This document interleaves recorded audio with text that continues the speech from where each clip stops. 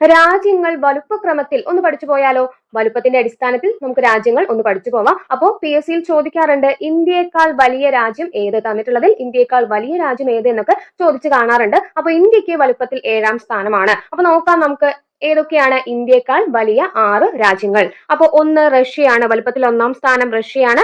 2ാം സ്ഥാനം China, 3 Canada, 4 US, 5 Brazil, 6 Australia, 7ാം സ്ഥാനം ഇന്ത്യക്കാണ്. വലുപ്പത്തിൽ 7ാം സ്ഥാനമാണ് ഇന്ത്യക്ക്. അപ്പൊ നമുക്കൊരു കോഡിലൂടെ ഇതൊന്ന് പഠിച്ചു പോയാലോ? അപ്പൊ ഓർത്തിരിക്കാൻ വേണ്ടിയിട്ട് ഒരു ട്രിക്ക് പറയാം, നോക്കൂ. അപ്പോ കോഡ് ഇതാണ്. രാജ്യങ്ങൾ നല്ല സൗഹൃദത്തിലാണെങ്കിൽ എങ്ങനെയായിരിക്കും? വി ആർ ചക്കരയും അടയും. ചക്കരയും അടയും. രാജ്യങ്ങൾ നല്ല സൗഹൃദത്തിലാണ് പോണതെങ്കിൽ എങ്ങനെയായിരിക്കും?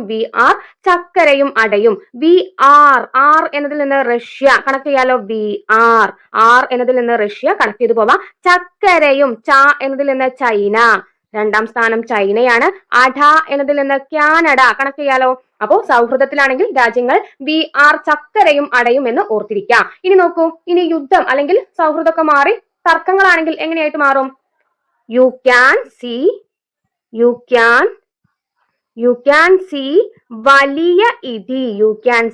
വലിയ ഇടി. അപ്പൊ യു എന്നതിൽ നിന്ന് US കണക്ട് ചെയ്യാലോ.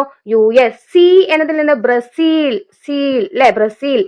ലിയ എന്നതിൽ നിന്ന് ഓസ്ട്രേലിയ കണക്ട് ചെയ്യാലോ. വലിയ എന്നതിൽ നിന്ന് ഓസ്ട്രേലിയ കണക്ട് ചെയ്യാലോ.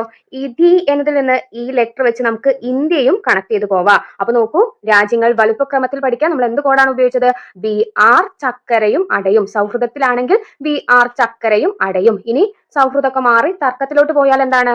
You can see വലിയ ഇടി.